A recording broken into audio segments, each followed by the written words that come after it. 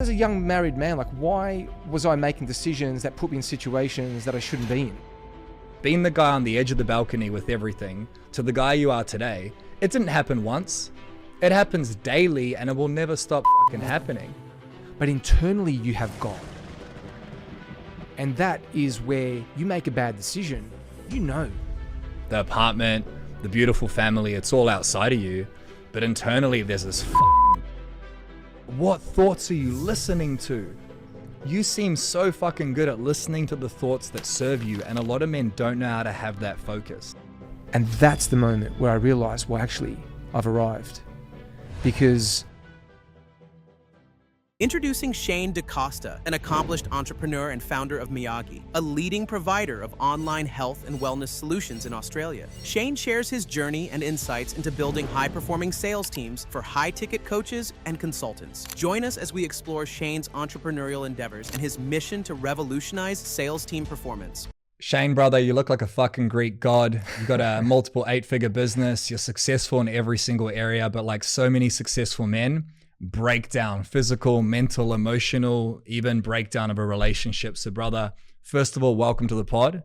And secondly, I want to hear your fucking epic story and how much value you're going to give to the listener today. So welcome to the pod. mate, thanks for having me. I am absolutely pumped to be here. And you know, I think I love this movement, the empowered man. If there's anything that fires me up from within, it's this message. I'm pumped. Fuck yeah. So tell us the story, bro. I know you've been through some very dark times. So before we get into what you're creating now, like what have you gone through as a modern day man? Where do you begin? Where do you begin? The biggest, hardest struggles. I remember there was a point in time at the age of 26, I was a personal trainer at the time, and I was probably one of the most successful personal trainers that this country has ever seen. I'll say that with humility, right? I was working in a very corporate environment, making some really good money, living in the eastern suburbs of Sydney. I was already married. I met my first wife when I was 18, started dating. We had our first child together at 23. By 26, I had bought my first apartment in Sydney, facing the water in Bronte, right? Like which is a beautiful suburb if you don't know Bronte, right? In Sydney. And I remember being on this balcony. It was New Year's Eve. The night was done. You know, when it's all said and done, it's all over. And it's meant to be a joyous occasion. You know, it's meant to be a moment where there's reflection and the moment of also somewhat inspiration and future pacing, you know, because it's New Year's Eve. I remember everyone had gone to sleep. My youngest daughter was already asleep. My wife at the time was asleep. I'm standing up in this balcony overlooking, you know, which I could see the ocean, I can hear the ocean, I can smell the ocean, I can taste the ocean. And on the surface, I've got everything that at that age, I mean, you could think, wow, like I've kind of, without using the word made it, I'm there, right? But I had this emptiness that I couldn't put my finger on, like something is missing. I couldn't quite put my finger on it. And I remember having this sinking feeling, and by no stretch of, you know, I guess the imagination, I don't suffer from depression. I didn't struggle with limiting beliefs. I didn't struggle with addiction or anything like that. In fact, I was very sort of well put together. So it didn't make sense to me why I feel empty. And I'm standing on this fucking balcony, looking down two stories down, thinking, fuck, I could just jump. And at that moment, I knew something's wrong. And it took some time. Don't get me wrong. It took some time to explore that and to sort of unpack that and to deal with that, to face that, to get to a point where I was actually able to confront the truth. I wasn't happy. And I don't want to say that as a reflection of anyone else or as I suppose, a criticism of anyone else. Other than that, I realized I wasn't living my life. And that's where it began. It sounds like you fell into that trap, bro, of like you've got everything, but you actually feel empty inside. So it's like, it's all external. The apartment, the beautiful family, it's all outside of you. But internally, there's this fucking void. And there's two types of men, right? There's the man who's losing everything. His marriage is fucked. His business is fucked. Or one of the key areas is fucked. But then you have the guys who have it all or who have made it and they just feel this empty fucking void. And both those places can destroy a man. So what happened from there, bro? Because right now you're very successful. You've built some big shit. You've got great relationships. You got a family, but that shit was broken. What happened from there? So I think the first thing is that, you know, you don't build a business. You don't build any of that until you build yourself, so to speak, right? So I knew, for example, the foundation I was setting my life on was wrong. And you know, I certainly am the sort of individual that believes everyone should believe in what they want to believe. A bit of a back story to it, you know, I got sort of roped into the Christian life, right? And not that there's anything wrong with that, right? There's no issue with that. But I got roped into a life and a ideology that I didn't believe in, but chose to yield to because of the consequences of not doing so. So basically, you know, we need to live our truth. And I realized at that point that I wasn't actually living my truth. I wasn't living my life the way I felt represented me best. What do you mean by that? And so, well, you need to be you. Yeah. And so if I tell you what to believe, if I tell you how to shape and frame your belief systems, sooner or later that's going to be exposed. You know, you can't live a lie forever. At some point in time, it gets tiresome. At some point in time, you're confronted with the truth.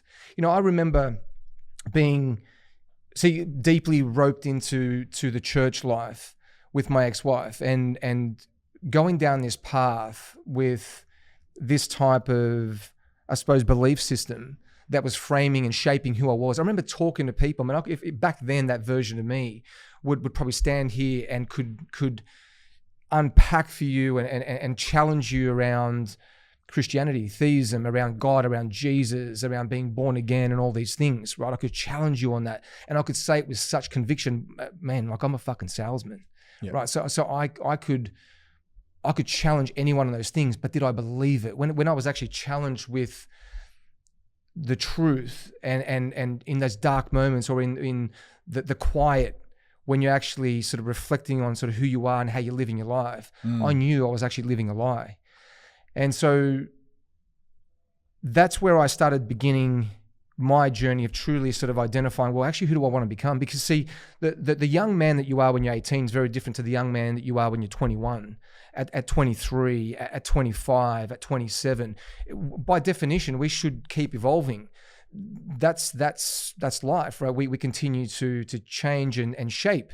At some point, though, we get alignment, and then it's more about refinement. Yeah. But I wasn't in alignment. And so I had to get into alignment with, okay, well, actually, what do I believe and what are my principles and values and how do I want to live this life? We have such a short period of time on this earth and something just doesn't feel right. So for me at that point, it actually started by, there was actually a lot of darkness through that. Like, by no stretch of the imagination am I like, or I'm not sure how to describe this. I'm not a cheater. I'm not an unethical person. I'm not someone that I guess likes to live in the gray, so to speak, or if that makes sense, right? You want to live with integrity. You want to live with truth, and you want to be a good man, a good person. And I found myself making really poor decisions. What do you mean by that? Like as a young married man, like why was I making decisions that put me in situations that I shouldn't be in? What do you mean by that? What sort of decisions? Being tempted with other women and being in situations where, you know, I shouldn't be in. Yeah. Like choosing that. Why am I choosing these situations? I remember going out and being just completely disorientated. I mean, I'm on one occasion, like I'm standing somewhere professing my Christianity and whatever. And living, you know, in a married life and whatnot, and on another, I'm going out, acting like the complete opposite. So in complete cognitive dissonance, if that's what it is, in complete contrast, in complete like opposition to what should have been. Yeah. I remember the battle with pornography, like because in that Christian life, you're told, okay, you can't do this, you can't live this way, you can't do that, so to speak. And having a complete battle internally with that. Guilt, shame, feeling like you're wrong. Yeah, like all kinds of, but the pull towards other things was unnatural. The pull towards the opposite was just unnatural. I couldn't even explain it. It was actually overwhelming to give you some kind of insight. Yeah. And so that's what actually led me more and more to sort of try to understand, well, why do I feel this way? It doesn't make sense. Like if I'm happy and if this is the truth, the life, if this is the path, why am I battling with it? It didn't make sense. So I started a journey of discovery, if you call it that, where I'm trying to figure out, well, what is my truth and who do I want to be? And if it's not this, then what is it?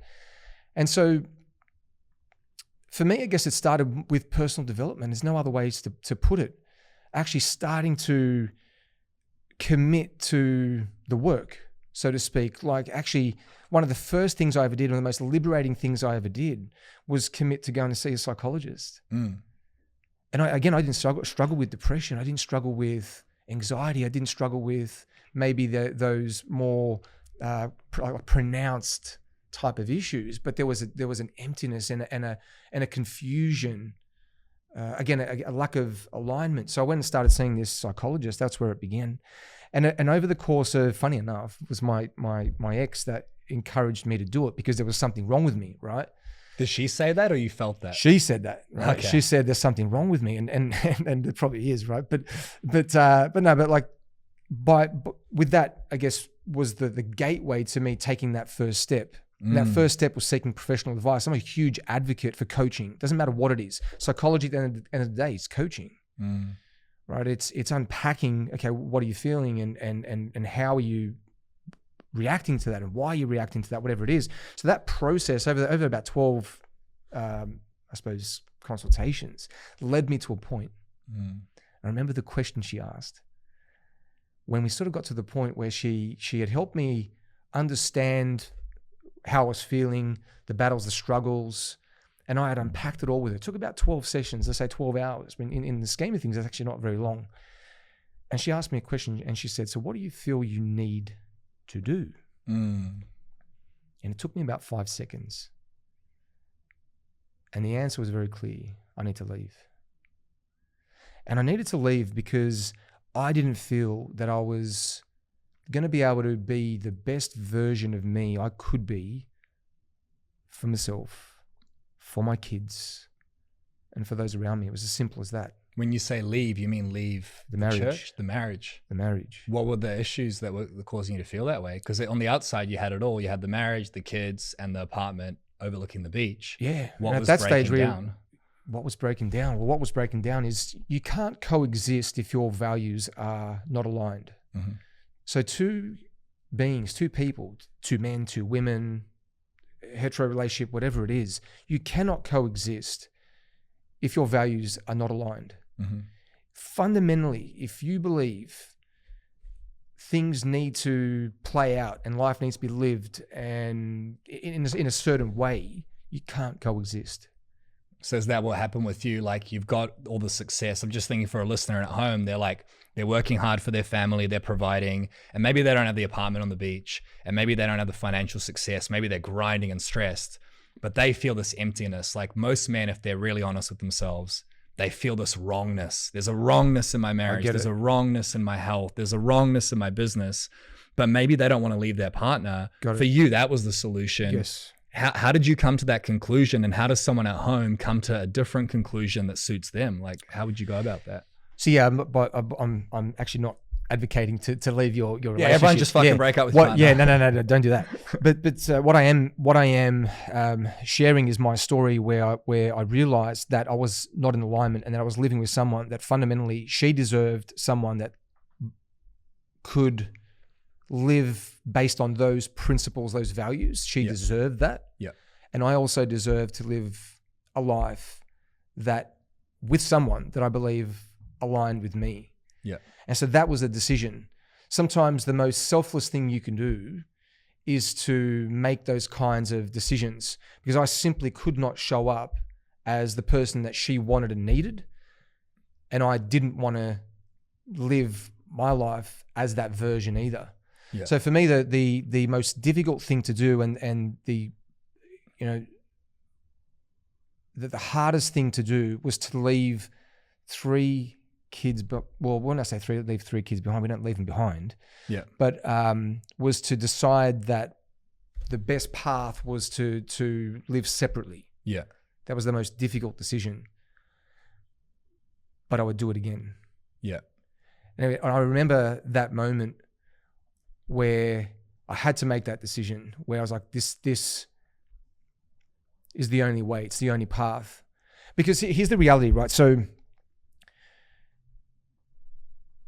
you can only live so long in that kind of existence, again, before you everything breaks down. And kind of there's lead indicators and there's lag indicators. Often those lag indicators are where we start to self-medicate, where we start drinking more because we're trying to cover something up, or we're starting to, obviously self-medicate through recreational drugs or whatever it is, or we find ourselves gambling more and trying to search for some kind of, hit or some kind of excitement or some kind of pleasure, dopamine rush through other means. Or even work. Well, it could be work, hiding in work, could be hiding in gambling, could be hiding in other relationships or whatever it is. And then lying to yourself, telling yourself, well, it's okay because I need to do this because it allows me to preserve that. Like, but think about that. Like, what a shit existence. If you can't show up as your most authentic self, that's what I'm trying to say. If you can't show up as your most authentic self, then what is it all for? What's the point of any of it? What's the point of any of it? If you've got the Porsche, if you've got the nice watches, if you've got the nice, body and you've got the nice girl or whatever, but you can't truly express what you believe, how you feel, what you stand for, what you stand against, what's it all for? Just really quickly, if you're getting value from this podcast episode, I'd appreciate a massive favor. If you're watching on YouTube, give this a thumbs up, or if you're listening on Spotify, Apple Podcasts, or any other platform, give this 5 stars. It helps us reach more men, keep more families together, and get better guests onto the show. So if you're getting value, all that I ask is you take 5 seconds to give it a thumbs up or 5 stars so we can help more people and keep delivering you epic value. I think most men can't do that. Like, most modern day men have some degree of success with their working hard. Not all of them, some of them are bums, right? Yeah. But for the listener of this podcast, they're a high performing man, they're doing their best. How does a man like that find out where he's out of alignment, and how does he make the right decisions? Because you made the hardest decision you can make. You didn't leave your kids, but you separated your family. That's a big fucking decision. It's a huge decision. So how does a man listening to this go, fuck, I'm out of alignment. Maybe I'm not on the edge of a balcony. Maybe I don't need to leave my wife, but my life is fucking not speaking my truth. How does a man even know that? Like, how the fuck do you figure that out? I think there's a journey that we can go on where we learn to reflect and tap into what's within, so to speak. And part of that is intuition. And it's probably something that your listeners would be somewhat familiar with, given obviously that if they listen to your stuff. So the intuition is your internal voice, it's your internal dialogue, it's your compass. Sometimes we refer to it as a moral compass.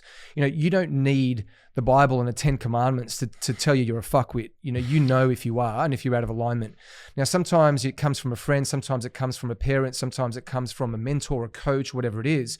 But that usually is the wake-up call. But you already know. You're out of alignment, so to speak, right? So I knew that decisions I was making, behavior I was displaying, that the life I was living was fundamentally wrong. It wasn't who I wanted to be. So the decision to separate was one that was very difficult, but I knew it was the right decision because, again, this life is short. And so a day wasted is a day you just cannot get back. And I've got dreams, desires, I've got impact I want to make, I've got a life I want to live. And the worst thing I was experiencing at the time was living based on someone else's principles, living based on someone else's truth, living based on someone else's reality, because that was the expectation or whatever it was. And so The path of least resistance for most guys is to either stay in an unhappy marriage where you know it's wrong, or the path of least resistance is you know it's the right relationship, but you're not doing what you need to do to be the best version of you. In other words, they haven't yet signed up to your program. They haven't yet started seeing a therapist. They haven't started dealing with their alcoholism, their addiction to gambling, addiction to pornography, whatever it is, right? They haven't started dealing with the pain that they're trying to mask with the things that they're using to mask it. Yeah. That's the path of least resistance. So mine wasn't any of those things. I didn't gamble. I didn't do drugs. I wasn't deep into drinking. But something wasn't right. But something was wrong. Yeah. So that's the message. So for me, it was, well, okay, I need to face the truth here, and I actually need to venture off. And I remember leaving with a plastic bag full of clothes, going to, at the time, was a client's house to find refuge.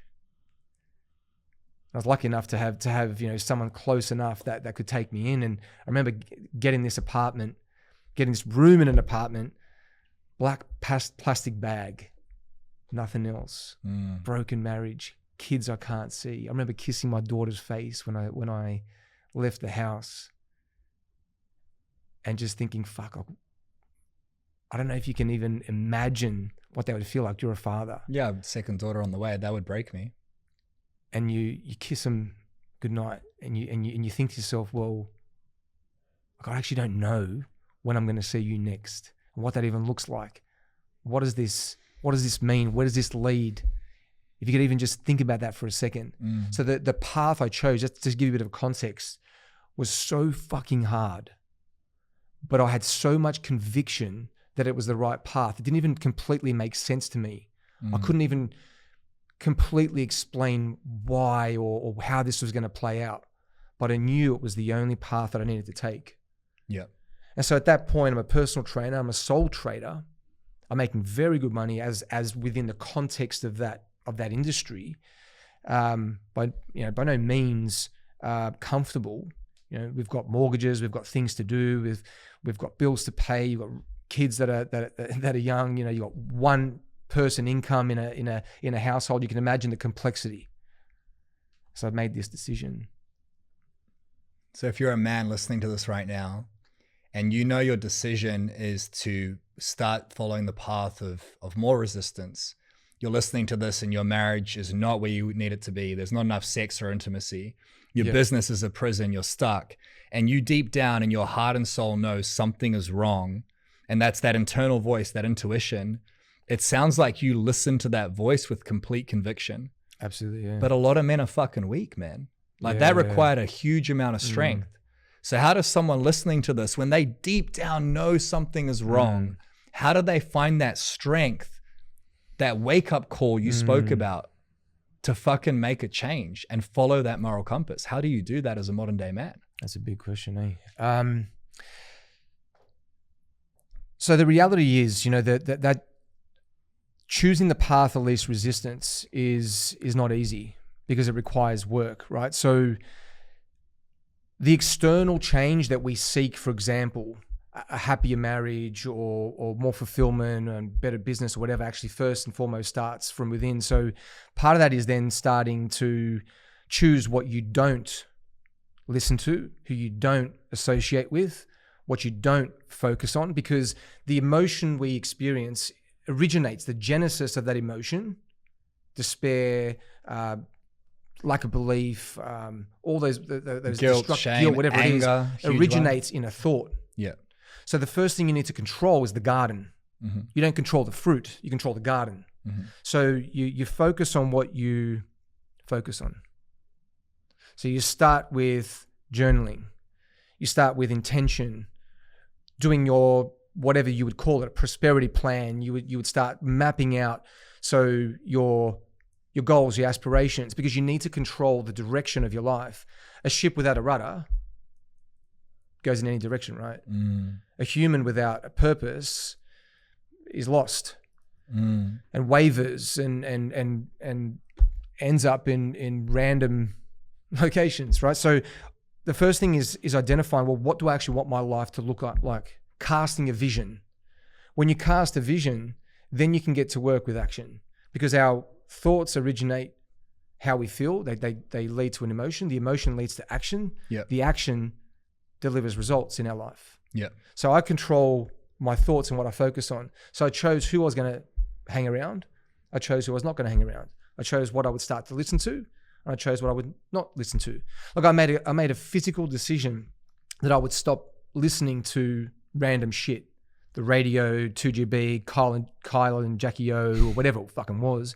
And I made a deliberate decision that the only thing I would invest into and feed my garden, so to speak, was stuff that could empower me, right? Stuff that could give me strength, stuff that could give me perspective. Mm-hmm. Because I knew that was the formula. So I focus on that first. Then from there, of course, we start to take deliberate action. So what I knew I needed to focus on then was, well, what can I do? I can't control all this chaos around my life at that point in time. You've got to appreciate that when you make a decision like that, whatever it is, even a decision to stay but to improve yourself, there's still going to be chaos. When you remove something from your life, it leaves a gap, right? And that gap creates chaos. Mm-hmm. So to fill it, we need to start taking action. We need to start doing things. And so for me, I recognize, well, okay, so I'm removing all this stuff, there's all this chaos, but what can I focus on? And I knew the first thing I needed to focus on, and I wasn't a drinker, but I'd still go out socializing and drinking. You know what I actually committed to? I committed to a 12-week, who the fuck does this? I committed to a 12-week, like, bodybuilding type cut. It sounds so crazy, right? It sounds so opposite to what anyone would do in complete chaos. But when you have chaos, what do we need to do? Create order. Mm-hmm. So I went into the extreme of what I could do at that moment to create order. Even in the midst of absolute chaos, I've moved into a new environment, new like apartment. I don't have all the bits and pieces I need, but I knew if I'm going to get through this, and if I'm going to be able to see my kids, if I'm going to be able to survive through this journey, the only way I'm going to do that is by creating some order. No drinking, exercise every day. So fill my cup every day, because you can't help others when you can't help yourself. So I think that sort of answers your question. So I couldn't help my kids. I couldn't show up for them in that chaos and create order if my house was not in order. Yeah, you started focusing on yourself. Started focusing on myself. Yeah. Because the only selfless thing I could do was to be selfish. Me first. I have to look after myself. So removed alcohol. Yeah. Focused on exercise every single day, made sure I was showing up for my clients, working, doing the mundane, doing the basic, doing the everyday, nothing extravagant, nothing that I guess didn't help me create some order. Yeah. And I went through this 12-week phase, or whatever it was, 12, 13 weeks, whatever it was. And that was pivotal because it set up some new habits, it set up some new routines, it created stability. It meant that that there wasn't this additional chaos on top of chaos. Because most often what will happen in that scenario is when we remove something, we fill it with other things. And I knew that that's what I didn't want to do. Yeah, we fill it with drugs and alcohol. When my relationship ended, 3-month bender, because that was the path of least resistance. I want to tie back to what you just shared about thoughts and feelings. So, as a modern day man, everything is chaos. I want to use global language here. The business is chaos, your marriage is chaos, the kids are chaos. And the only thing you can control is not those external things, it's your thoughts, which create feelings, which are within your control, which create actions and reactions. When you do that as a man, you take control of your internal world, that moral compass. And then that allows you to not have to rely on a wake-up call, like your wife leaving or leaving your wife or your wife cheating or a fucking heart attack to change. So you went and you mapped out a goals and vision and you had purpose and direction, and that hole was filled with upgrading yourself. And there's a lot of men who'll be listening to this and they have direction. Be a good dad, provide for my family, protect. The problem with that is it's fucking flawed because it's very, very much based on everyone else. Why do you want to be a great dad? Why do you want to provide and protect for everyone else? Yeah, I love it. And we think as men that it's selfish to put ourselves first. So we go to the bottom of the barrel. You did something different. You put yourself first. What happened to your relationships? What happened to your business? What happened to your mind? From the guy who was going to jump off a fucking balcony, leaving his kids behind, to 13 weeks later, leaving his wife and kids, what transformation happened within your world? So what happened in that time, you mean? Like, so who did you become? Because like, you can't go from, some people think, how can I go from wanting to potentially in my life to like 13 weeks later having control while I've left my fucking wife? Yeah, well, that journey actually took much longer than that. So from that moment where I was 26, it probably took another 4 years. Sorry, it probably took another 4 years, and there was a lot in between in there. But I suppose you're asking basically where. Who did you become? Yeah, because if you tell me who you are today, it's very hard not to think this guy's a fucking successful guy. The best way to explain it is I became Shane DaCosta. So deep down, we know who we want to be. Everyone knows who they want to be, right? We have role models, we have examples in our life, and sometimes there's good versions and sometimes there's bad versions, but deep down, every man knows who they want to be. We know who we aspire to become. I mean, if you just look at your Instagram feed, if you want to know who you want to become, look at your Instagram feed, because you only follow people that somewhat inspire you, right? So I became me. My actual Instagram or my Facebook is becoming Shane DaCosta, because I truly believe that we're like art in motion.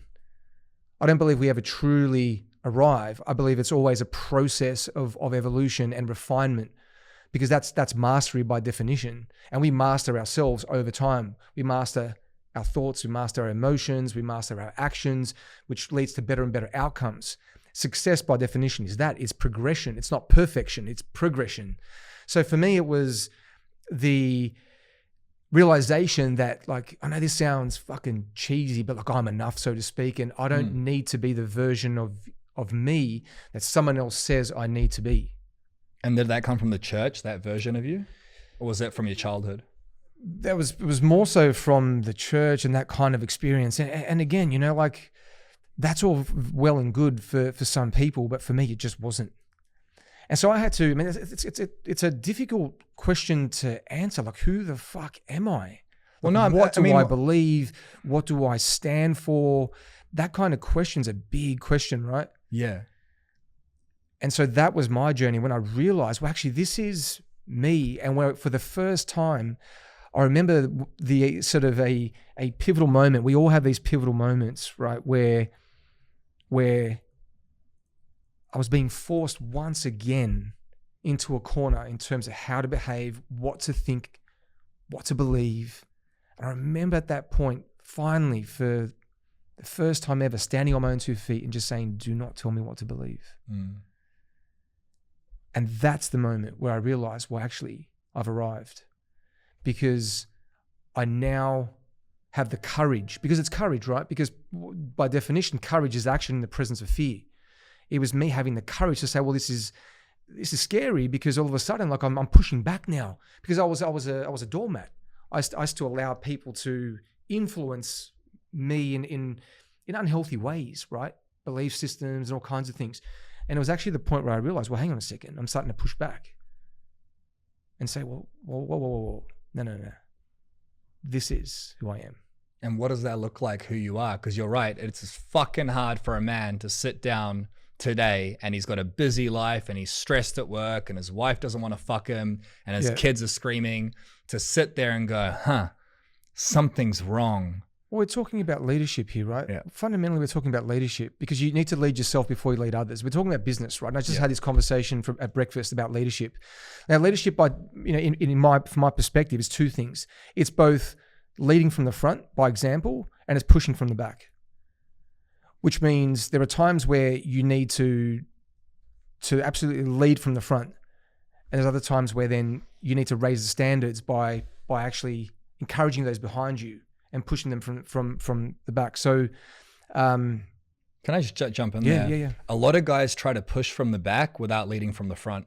True. Like in our marriage, we blame our partner. In our business, we blame our team, and we try and push people into a direction, into this frame of who we think they should be. But we're not fucking leading at all. We're not setting the example. Exactly. My wife doesn't want to have sex with me. Would you want to have sex with yourself? Yeah, Right? exactly. My team aren't performing. How do you perform? So you stepped into leadership. You led from the front, pushed from the back. But what does that look like for your moral compass? Like, who have you become now compared to that guy? What are your values? What are your beliefs? How do you show up day to day as a partner, as a father, as a man now compared to back then? So that's definitely been a fucking journey. Yeah. That's been a journey, right? And so it's having the courage to lead and I guess move forward. I love what you've just said about basically, where if the partner doesn't want to have sex with you, for example, or people aren't following you, they're not following you because you don't fucking lead yourself. If you're out of shape, you're not leading yourself. If your bank account is empty, you're not leading your business. If your marriage is unfulfilled, well, you're not leading that marriage by definition. You're reacting. You're not being proactive. You're not investing. You're simply reacting. So it's actually being like leading is taking action. It's taking authority. It's choosing to actually act upon rather than be reacted upon. So it's being ahead of the curve. So it's looking after yourself physically, investing every day, as we talked about before, like me first type principle, making sure like if your wife doesn't want to have sex with you, ask yourself fucking why. It's more than just the physical. Definitely it's the emotional. You're probably investing more into everything else other than her. And so she feels disconnected. There's an emotional detachment. So you're not investing into that. So obviously you want to take money out, but what happens to a bank account if all you do is take money out, you never put money in? Overdraft. Eventually it gets into overdraft, right? Yeah. So that's simply a lag indicator of all the lead indicators. And when you say lead indicators, what do you mean by that? Because a lot of guys won't understand that. Well, the lead indicators are how much time you actually invest intentionally, like what you actually spend your time on, your time away from work, your time away from everything else that's a distraction in life. Like when it's time to actually be in the relationship, that's not an easy thing to do as business owners. I struggle with this at times as well. And I've heard your story about your struggles in that dynamic, running a business, having staff, needing to make sales, needing to make bank, and you've got all these distractions because we want to provide as men. But then sometimes there's only so much bandwidth we've got, right? So much energy we've got. And so it's a fine balance between all those things in our life that matter, but not losing sight of first things first. And first things first for you is yourself. First things first has to be yourself. I had a mentor many years ago that shared that principle with me, and actually was quite a difficult principle to take on because we feel selfish. But sometimes the best thing we can do is be selfish, because how do you give and give and give and give if you never give to yourself? So how do you show up for your relationship if you aren't your best self, emotionally, physically, spiritually, whatever that is? It's impossible. Absolutely impossible. How do you show up for your business and be the best leader? Because people will follow a leader by choice. You can't make people follow you. That's management. Leadership is giving someone to believe in. I'll give a little example. I just asked one of my staff members who I had breakfast with about an hour ago, and I shared a story with him. I said, yesterday we had our Q1 meeting for next year. We're talking about US domination, apps we're launching. We're talking about fucking knocking Noom out of this fucking world, right? They're a $3.2 billion company. We're talking about knocking them off their porch, right? I had my BDM, our chief of revenue. We had our COO in this meeting, and I said to the BDM, this guy's led huge businesses. Why do you believe? He shared his vision. I said to my COO, why do you believe? She shared her reasons. This morning I met with my 2IC, which is now head of sales. Why do you believe? And he stopped and he said, because of you. Now I've fucked up leadership many times. But those fuck ups led me to a reality and an understanding that leadership is when people want to follow you. because of your actions, because of your integrity, because of the fact that you give a shit, because of the fact that you show up the way you say you're going to show up. And you push from the back, but you lead from the front. Yeah. You show the fuck up, right? Absolutely. And there's this sense right now in the world of entitlement. Let's be fucking honest, bro. We're going to talk about being a good man versus being an exceptional man.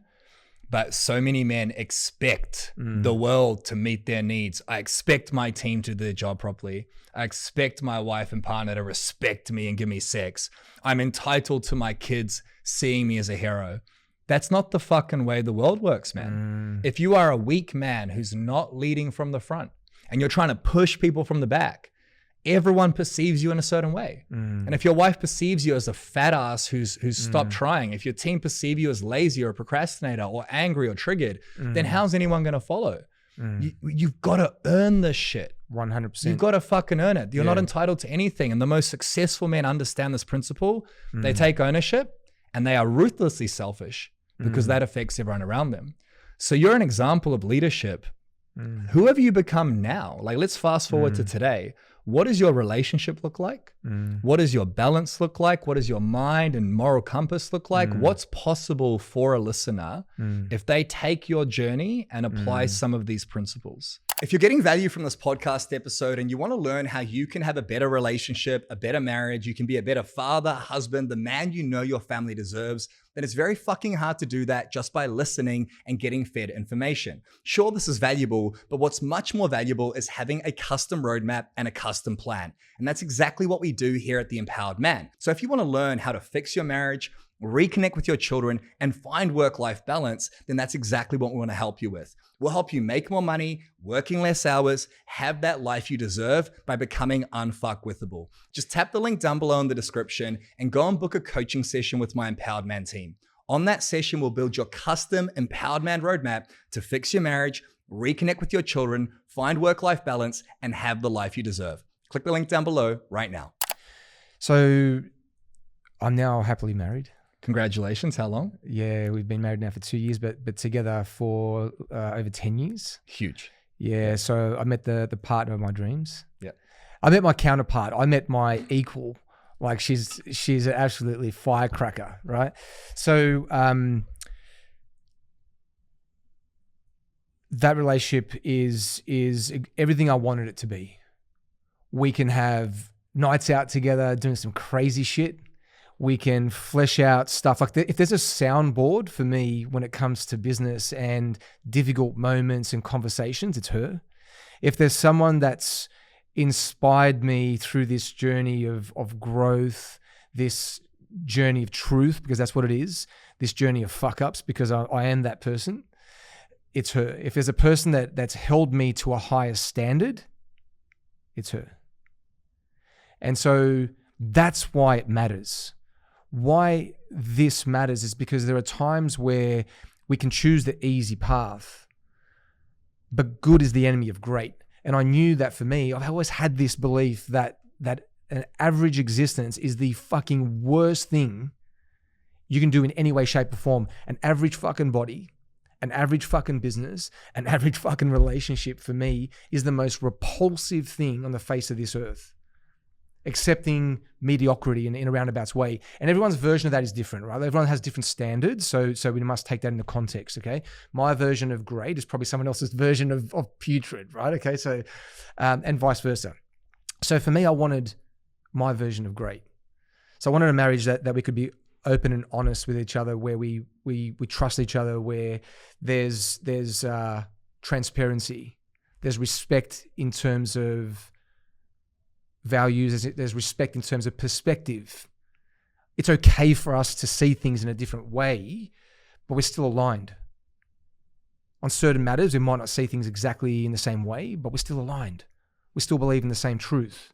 We believe in the elastic band, for example, the theory of kind of like you get what you give sort of thing to the universe, right? As a general principle. From a business perspective, that's always a journey, probably one of the biggest journeys. And they say, you know, that business is truly a journey of personal development. Your bank account is actually more so a reflection of who you become throughout that process, the problems you solve, the leader you are, you know, that kind of thing. And And from a health perspective, I've always put a lot into my health. I've always valued my health. By 23, I was actually Junior Mr. Australia. Probably don't know that, right? I won the Junior Mr. Australia when I was 23, natural bodybuilding. And then many years on, decided I was going to do jiu-jitsu and wrestle with men in fucking pajamas and choke, people out and get choked out and all kinds of things. And that was a huge journey because you're tapping into true primal instincts and really, in fact, if there's anything you're going to do in this life to man the fuck up, it's jiu-jitsu. We got a mat out the front. We'll get going. If there's anything you're going to do in this life, it's jiu-jitsu, because in fact it's more a journey of discovery than anything else. You face your deepest, darkest demons. When you want to know what you're made of, put yourself in a situation that most people would cry in and learn how to fucking breathe. Like when you're in business, think about it. How often do you get overwhelmed? Every fucking day. Yep. There's something that's happening. Some shit blowing up. There's someone trying to take you down. There's things breaking. And think about those moments where an average leader would fold, would tap. But the empowered leader, the fucking next level leader, what they do is they breathe. And what do? They look for solutions. They look for a way out. And they do something and about they it. do. Yeah, they do. They don't give up. So jiu-jitsu for me was a big sort of evolutionary thing. Now I haven't done it for a year. I ended up getting so fucking injured, so broken that I had to go back to just more traditional weight training. I'm 43 now. Funny enough, like I just kept getting injured. So I had to make a decision just in the short term, but gone back to really focusing on leading myself, like making sure that every single day, me first, is applied. And it's really hard to do. To be honest, this year's been one of the hardest years ever. The economic downturn in our business, we help people with chronic disease and like heart disease, diabetes, gut health, menopause issues. And you'd probably think that all of that is recession proof. I mean, if you had told me 2 years ago, I would have said 100% we're good. We're good, right? We got this. But that's not the truth.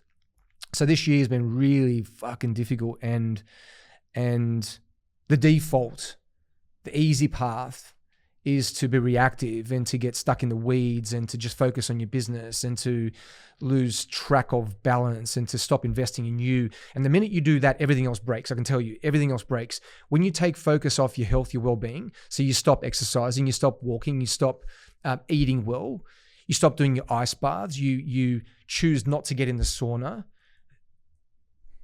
you start to do other things. You start to be more reactive. You start to have less patience. Your marriage starts to become affected. Your relationship becomes disjointed. You just can't show up as the best version of you. As a leader, then you start to make poor decisions. You start to press people in ways that are unproductive, or put pressure on them in ways that are unproductive. And it all kind of originates from taking focus off your health. Yeah, it's all within you. It's that leadership again. Yeah. I want to tie this back to what you just shared about your relationship. What's your partner's name? Pearl. So I don't know, you probably already know this, but a lot of people don't realize how fucking rare it is that you have a healthy body, you look and feel great, you're full of energy at 43, right? You got a business that even though it was doing successfully, it's now downturned a bit and you're fucking figuring it out. Yep. And then you have a partner who's your sounding board, who appreciates you, who respects you, who I'm assuming gives you great intimacy and connection. Which is beautiful, yeah. Having those three things lined up while having Pearl, that shit is unheard of, bro. You've got this world where you've got health, wealth, and relationships lined up. Because you and I both know you can have a great fucking business just like you did when you had that apartment and a great marriage, and you can want to kill yourself. 100%. Yeah. And we'll talk about Kerwin a bit later. The reason I'm bringing this all up, man, is it's very easy to look at someone like you or someone like me or anyone successful and go, they're lucky. Or they don't have problems. Doesn't exist. But what I'm hearing from you is you have more problems and challenges in business than ever, more stress than ever. Yeah. But your relationship and health are fucking dialed. So what advice can you give a listener who's like, this sounds great. These guys have got their shit together. I'm fucked. My marriage is fucked. My health is fucked. My business is fucked. I don't even know where to start. How does that person line that all up to get to your level? There's things in our control and there's things outside our control. That's the first thing I would think about. Yeah. What is within my control is what I would focus on and identify those things. What is without or outside of my control, I would acknowledge that, okay, I can't impact that. So focusing on what you can control is the only thing that you can actually take action on. And what you can control, we go back to those principles. And I know it's a huge part from what I understand of your methodology. You focus on what you focus on, because we get what we focus on most of the time. So if you focus on chaos, you're going to get more chaos. If you focus on scarcity and fear mongering and what you don't have, then you get more of that. So within your control, first and foremost, is what you focus on, what you think about. So to break it down the most simple way, what do you feed yourself? So what do you feed your mind? What do you focus on? Like, are you listening to things that are unproductive? Are you listening to friends that are unhelpful? Are you surrounding yourself with people that are filled with negativity, scarcity? Are you reading the news? Are you reading the newspaper? Are you listening to all this shit about, inflation and the cost of living and all the things that are outside of your control that just produce more and more fear and whatever else? Like, what do you focus on? Because what we focus on then produces, as we say, the emotion, how we feel. We can't show up and be our best self in any area of our life if internally we feel scared, if we feel unworthy, if we feel whatever that emotion is, right? However you describe that, it's simply a byproduct. It's the chain. So for someone who's listening to this thinking, okay, but so how do I piece this together? You start your journaling. You start that process of what you focus on. You start saying no to things that are unhelpful, and you focus on the things you can do. So what can you do? So what can you focus on? What can you think about? What can you obsess over? We all obsess over something, let's be honest. We all obsess.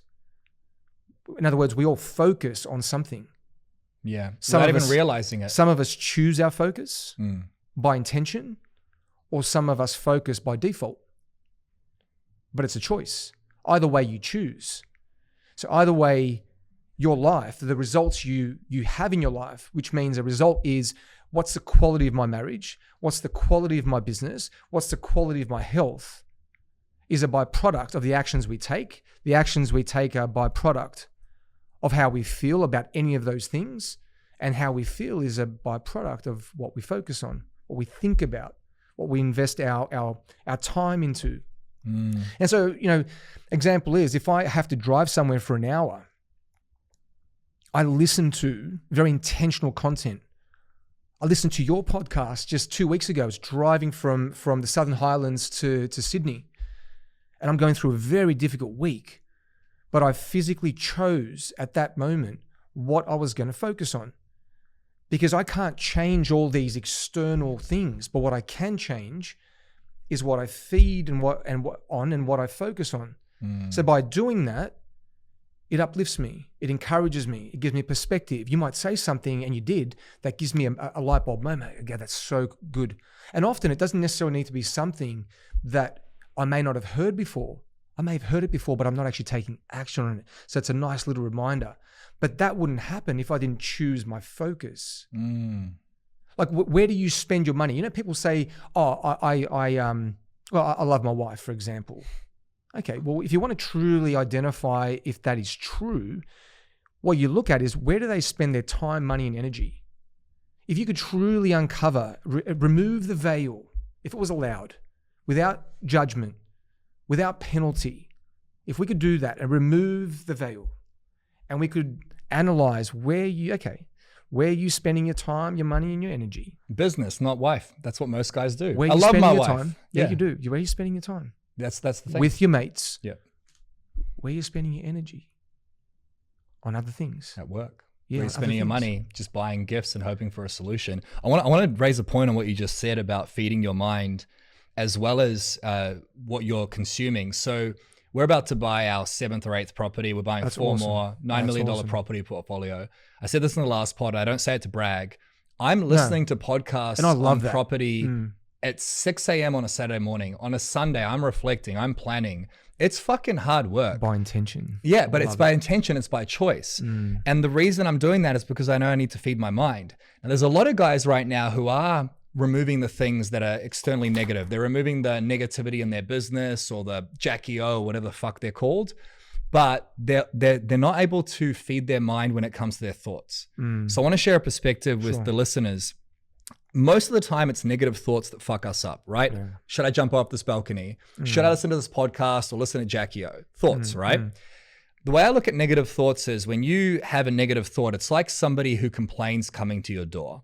Have you ever met someone who's just a negative fuck? Yeah. Those people are draining, right? Fuck. So they come to your door, they knock on the door, you let them in and you go, here's some tea and biscuits. Let's fucking feed you. Like, come sit on the couch. Let's feed this monster. Tell me a little bit about what's going on. As soon as you let that thought in, you're fucked, right? And we have 80,000 thoughts a day. They're normal. Your That's business, scary, isn't it? It's terrifying, It's right? fucking scary. And 87% of statistics are made up. So I don't know if it's true or not. The point is though, like you have that thought come in, business is downturning. You can be negative. Or that thought knocks on your door. It's normal to knock and you go, I'm not home, dive behind the couch. If men can take something away from what you just shared, not just what are you feeding your mind, but what thoughts are you listening to? You seem so fucking good at listening to the thoughts that serve you. And a lot of men don't know how to have that focus. And you mentioned journaling. That's understanding yourself. You have a deep grasp of who you are. You know who you are to a deep level. How can a man at home learn how to understand himself so that he can focus on the right things and get the fucking result? How do you learn how to do that as a man? How do you learn how to understand yourself and focus on the right yourself?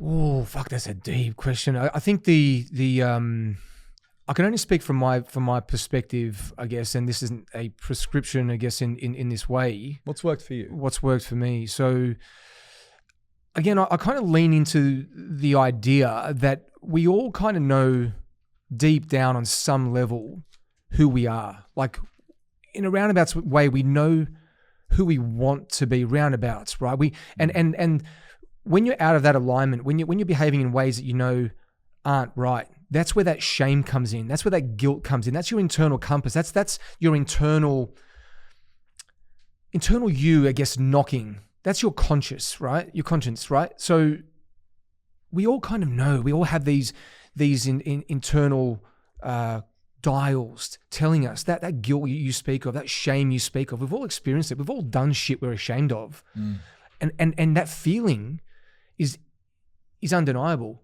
But it's the individual that can learn through those experiences and go, that's the key, because I've made the mistakes. I've fucked up. Like I'm not fucking Buddha or Gandhi or Jesus. Does that make sense? I ain't no fucking priest. But it was that journey of making bad decisions, identifying, okay, so I'm feeling guilt here. I'm feeling shame here. There's something that's not right. That internal battle is a sign, okay, I'm off here. I'm out of alignment. Now we can choose to listen or we can choose to ignore and keep making the same mistakes. Mistakes are okay as long as we're learning through them, because we all make mistakes. I don't believe in an absolute truth. In other words, I don't believe in necessarily the idea that there is relatively a right and a wrong, despite that there are social norms now in our society that would suggest this is right and this is wrong. I don't believe from a theistic perspective, from a God perspective, this is right and wrong. But internally you have God. And that is where you make a bad decision, you know. Let's imagine, you're sitting on the couch. It's late. You're watching the football. Chelsea's playing fucking Liverpool. Your wife's gone to sleep. Your kids are asleep. You got a beautiful house. Money in the account. Great business. You're healthy. You're fit. You've had a nice dinner. You're watching Chelsea. Then you get a DM through your Instagram because you're a gun, right? You're doing some amazing things. You get a DM, and you look at it because it pops up. For some reason you didn't silence your phone. It manages to get through. And in that split moment, there's a decision. You look at it and she's fucking hot. She's smoking, right? And there's something in you that says, oh, I might just respond. Fuck, she's hot. But then there's that internal battle that you know it's fucking wrong.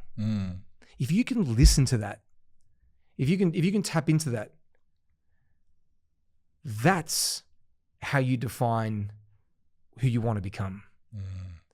Like, do I want to become the person that's a cheat? Do I want to become a person that lives in a lie? Do I want to become a person that lives that type of reality?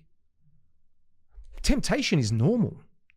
Fuck, if you read the Bible, I mean, Adam was fucking tempted. And I'm not a Christian, but just from a storytelling perspective, we all live with temptation. It's whether we choose to act in a certain way, whether we choose another. So it's that internal guilt, shame, or whatever it is. It's your guiding light. Think about pain for a second. If you're exercising and something causes pain, is it a good thing or is it a bad thing? Well, it's probably positive because it's teaching you something. If you take painkillers, you get more injured because you can't feel the pain. So pain is simply a mechanism to tell you you've gone too far. Yeah. And so that guilt and shame is that internal compass saying, okay, this is a bad fucking move. Don't do it. The issue is it feels fucking good, right? So we have to make a decision. Well, actually, whoa. That's the easy path. The hard path is saying, no, because I want to become this person. I want this type of marriage. I want this type of life. I want this type of business, whatever it is, and choosing that. So that's been my journey. My journey has been a process of moments in every area of temptation. Temptation could be simply another example. You've gone out for a bunch of drinks, right? Just the boys, right? You're out having some beers, sun's shining, you know the moment, the tunes are fucking, they're cranking and it's good and vibe's awesome, you know, but you value your health. You're having some drinks. You told your wife, you said, it's just going to be a few drinks, just the boys going out. One of the boys says, hey, should we get a bag? Should we get a bag? And the fucking demon in me would say, fuck it, 2. Right, let's get 2, right? Just to start and we can figure it out from there. Yeah. But then you've got that guilt, you've got that shame, you've got that thing inside that goes, but hang on a second. Like, that leads to this. You've been down that fucking road. You know where that goes. You're not stupid. That temptation is there. But then you've also got that moral compass that's there, that's guiding you. It's uncomfortable. It's knocking. It's saying, dude, remember? And then that decision is, well, hang on a second. If I say no, this is what I get. I get to wake up tomorrow morning fresh. I get to go and exercise. I get to go out for a nice lunch with my wife. I get to feel good. The next day I get to show up to work. I haven't made all these other bad decisions here. So it's those moments that I've been through. So that's the only thing I can speak to, that those moments are the lessons. Those moments are your teacher. Those moments are your Miyagi. Yeah. That's your fucking teacher. I started a business called Miyagi for that reason. The idea is that we all need a coach. We all need a mentor. I don't care who you are in every area of your life. Great coaches have coaches. Great leaders have leaders in their life. Relationship coaches, financial coaches, health coaches, whatever it is. Often we can be our own Miyagi if we just fucking listen. I've been guilty of not listening many times. I've been very lucky to have people that give a shit, to forgive me, to say, yep, don't do that again. And hold you to account, especially when that's your partner. Yeah, like absolutely. A big part of this as well is you know who you want to be, but if you're out of alignment, you're going to feel that. You feel it. And there are going to be moments where you make a different choice. You've made different choices by being your own Miyagi. Now, I think a lot of men, this will go over their heads. They're like, yeah, I was making a different choice. I came home early. I didn't get on the bags. I didn't yell at my kids for a week or two, and then they fall off the wagon, right? They lose that consistency. But the reality is it's like a muscle. If you go to the gym and keep doing bicep curls, that muscle gets stronger. Shifting your identity, being the guy on the edge of the balcony with everything to the guy you are today, it didn't happen once. No. It happens daily and it will never stop fucking happening. This principle, man, of being your own Miyagi, it's so fucking powerful. Like, you have the power to make different choices. 100%. Every moment of time where you have that crossroads, demon and God inside of you, you make a choice. And sometimes you grab the 2 bags. Sometimes but do. you learn and grow from it, right? You learn and grow. And this is the point. It's like, we're not fucking perfect. If you're listening to this right now and your marriage, your health, your business gets to be better, you're going to fuck it up. You're going to fuck it up, but learn and grow from it. 100%. And here's the thing. I always say this, right? Fucking up is okay. Yeah. Remaining a fuck up is not. Because then that's a choice. If you continue choosing bad or making the wrong choices, taking the easy road, the easy thing, doing what everyone does, average people make average decisions. Exceptional people make difficult decisions. And so it's okay fucking up. This is me preaching to myself here, right? It's okay fucking up, but it's not okay to remain a fuck up. It's not okay. Because if I don't hold myself to a higher standard, who the fuck will? And how does it affect the people around you that you love? How does it affect the people around you? Like, if you don't hold yourself to the highest standard, you don't upgrade the man in the mirror, what does that do to your children? When they see a guy who's overweight or out on the bags or drinking or not present or yelling, that affects them a lot. What does it do to your partner? But most importantly, man, what does it do to the man in the mirror?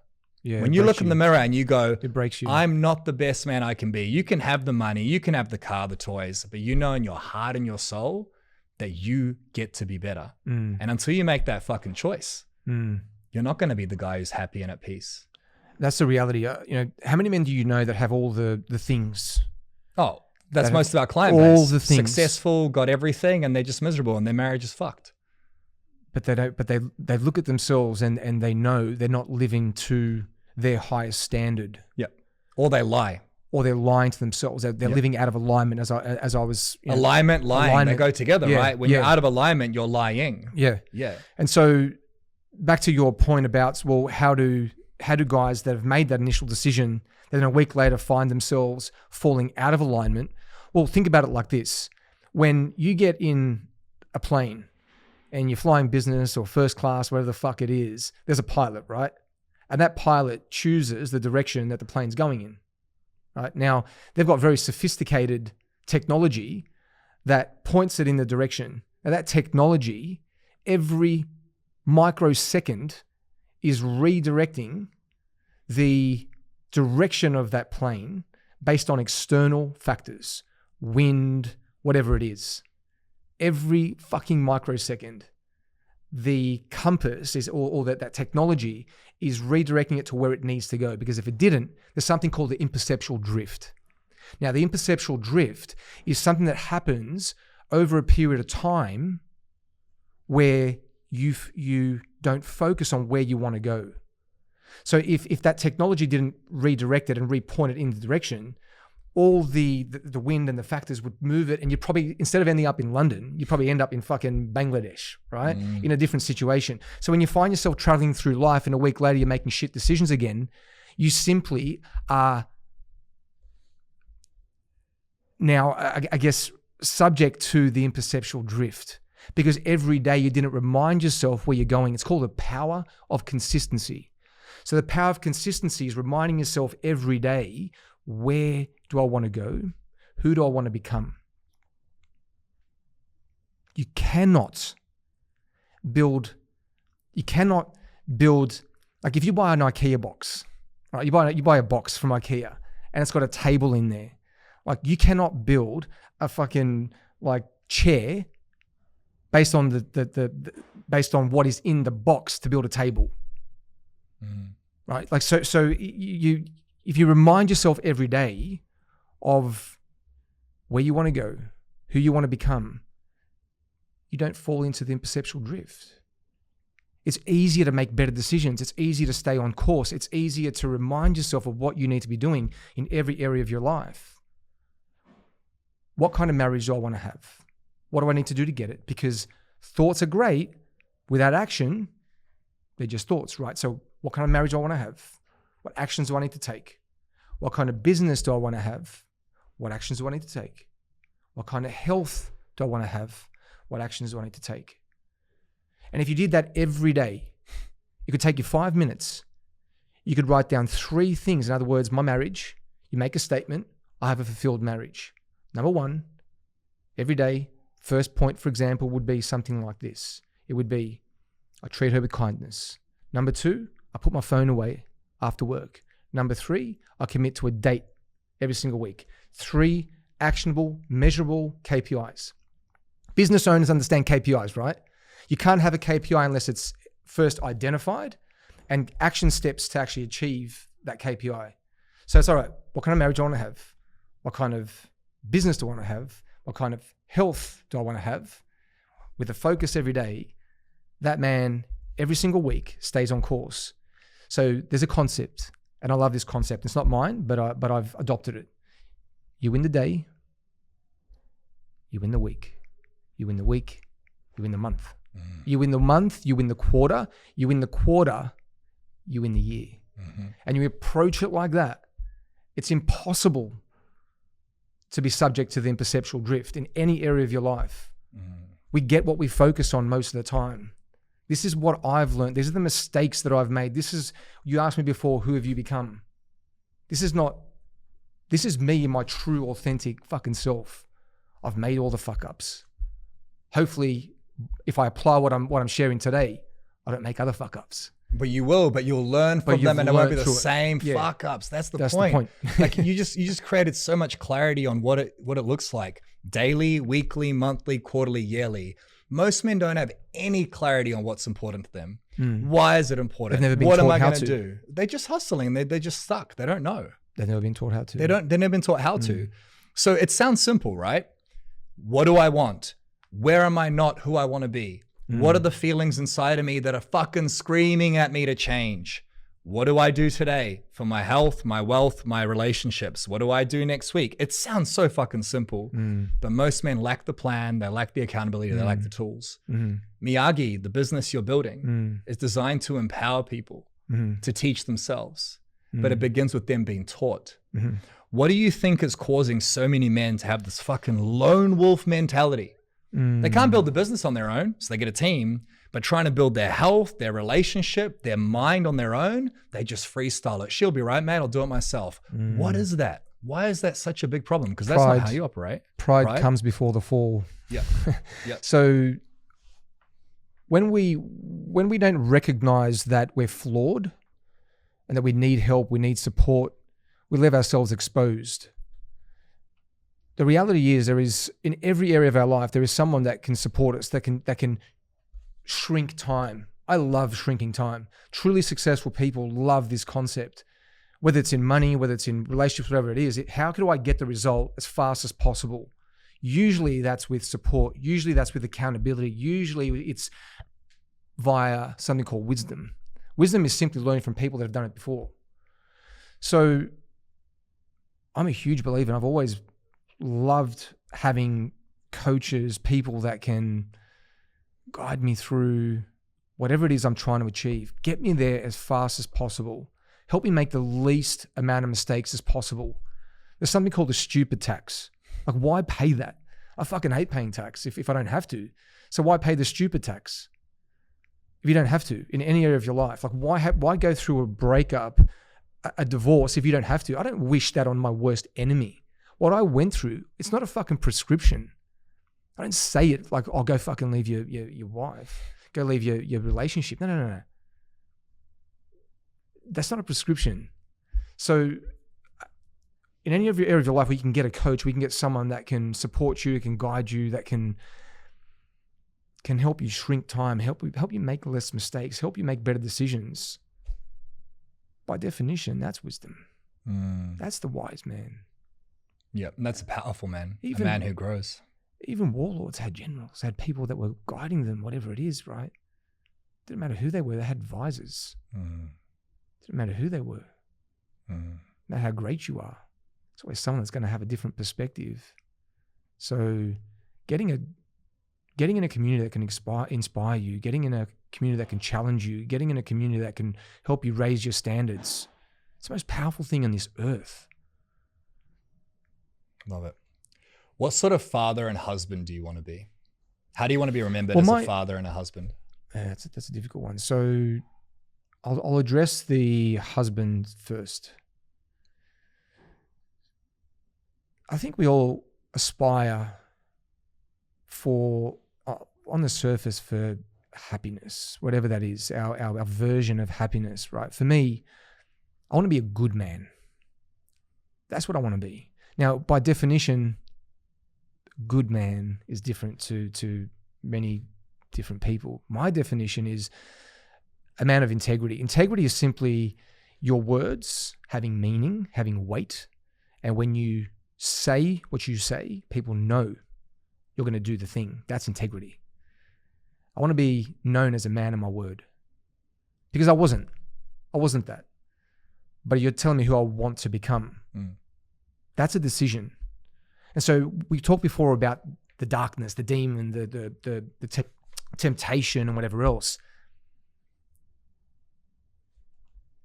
I want to be a good man in every situation. When I'm confronted with whatever moment that is, where I can pause, I can take a breath, and I can measure my response, I can measure my action based on who do I want to become. I want to be a good man. Because by doing that, I look after everyone in my family. My wife, my dogs, all that stuff, right? As a leader, firm but fair. That's my mantra. Because as a leader, we need to set standards. And when you set standards, the worst thing you can do is not uphold those standards, but you need to be the standard. So I want to be firm. In other words, these are the standards, but fair. If someone fucks up, you give them either coaching and training and support if you believe that they can reach the standard. If they can't reach the standard, then I'm honest, you're out.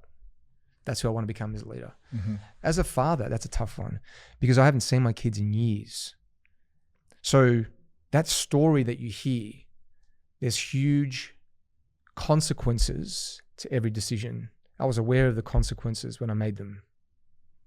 When I made the decision, I was aware of the consequences. I knew the price I needed to pay. But what would you pay to be the true version of Tony Verisic? The true version. I'm not talking fake shit. Forget all the bullshit. What would you pay to be the true version of you? I paid my life. I paid my fucking life. And I would do it again. Because the best thing I can give my kids is me. Authentically me. Don't be a fucking liar. Don't be full of shit. Don't be a half-baked version of you just existing. How many dads just exist? Don't actually lead their family. Don't provide leadership. Don't provide encouragement. Don't provide strength. Fuck shelter. That's the bare minimums of fucking roof, electricity. Fuck that. I'm talking leadership. How many dads actually provide that? Example. Like, be an example to your kids so that they have something to aspire to. What could you give your kids that's more life-changing than that? Don't give them fucking crypto and a bank account and all that. They'll burn all that shit. They'll put it into all kinds of dumb shit. Think about it. How many people with wealth squander it if they're not taught, if you don't help them grow? Have you heard truly successful people say they're going to give nothing physically to their kids other than leadership and example, the skills, the coping mechanisms? So the type of dad I want to be is from a distance. Think about that as fucked. It can be fucking dark. Most guys, and I don't say that to brag, would have fucking necked themselves going through what I went through, but it was by choice. I'm not a victim. I'm a victor. I don't need sympathy. I chose empathy. It's difficult. What are you gonna fucking do about it? So I'm gonna lead my kids by a distance. I'm gonna lead by example. I'm building one of the most successful health companies in this planet. More importantly, I'm building myself to be the type of human, the type of person that they will respect, they will admire. Because by that example, I can truly lead them to where they want to go in life. I can challenge them. I can guide them from a distance. Powerful. That's who I want to be. Powerful. Brother, what shines to me from this conversation and from your energy is just radical, ruthless responsibility, conviction, and commitment. You're a sales guy, but the person you've had to sell is yourself. Every day. And every single man on the planet doesn't deserve this, but gets to strive to have the same level of conviction, certainty, and clarity. Because I have no doubt you're building one of the largest health companies in the world. Now, for a man listening at home, maybe you don't want to build a big company. Maybe you just know in your fucking heart that who you want to be is a better father, a better husband, a better business owner, a better man. And if you take one thing away from today's conversation, is become that man who has clarity, certainty, and conviction. 100%. Become obsessed with it. I love it. And everything that comes from that is everything that you've always wanted. Is there anything else you want to share? One final piece of advice or statement with the man listening who wants to become that guy that isn't there yet? I could talk for a fucking hour. We'll have to do a part 2.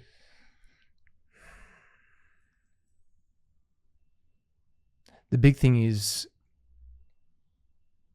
get into alignment. Get into alignment, which means cast a vision, get some fucking clarity, because you can't hit what you can't see. Try playing darts with your eyes fucking closed. You ain't gonna fucking hit the target. So get into alignment. In other words, who do you want to become? Get clear on that first, because without that direction, it's useless action. It's useless action. So get into alignment.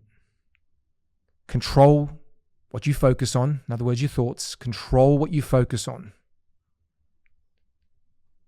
Control then how you feel. Understand that you are not your emotions. Your emotions are what you experience. You can choose how you feel about those things, which then dictates the actions that you are going to take, what you are going to do, what you're not going to do. Those demon moments are a byproduct of that. All of that is a byproduct of the results that you then have, how you live your life, what you experience. The genesis of that starts at what you focus on. We get what we focus on most of the time. Change your focus. Where do you spend your money? Where do you spend your energy? Focus on that. And it trickles down. Before you know it, your results are very different. You've got a fulfilled marriage, great sex, right? You have a better business that you have more joy in, making more impact. You're in better health. You know, you've got a better life altogether, because that's ultimately what we all want, right? When you really break it down, we don't want the shiny objects and all those kinds of things. They're nice things to have, and there's nothing wrong with that. They're simply the prize if you get all this shit right. So it goes back to that. Powerful, brother. Fucking amazing. It's been so good to have you on here, brother. We'll have to do a part 2. Yeah. Thank you so much. And I hope you guys enjoyed the podcast. Enjoy. If you're getting value from this podcast episode and you want to learn how you can have a better relationship, a better marriage, you can be a better father, husband, the man you know your family deserves, then it's very fucking hard to do that just by listening and getting fed information. Sure, this is valuable, but what's much more valuable is having a custom roadmap and a custom plan. And that's exactly what we do here at The Empowered Man. So if you want to learn how to fix your marriage, reconnect with your children, and find work-life balance, then that's exactly what we want to help you with. We'll help you make more money, working less hours, have that life you deserve by becoming unfuckwithable. Just tap the link down below in the description and go and book a coaching session with my Empowered Man team. On that session, we'll build your custom Empowered Man roadmap to fix your marriage, reconnect with your children, find work-life balance, and have the life you deserve. Click the link down below right now.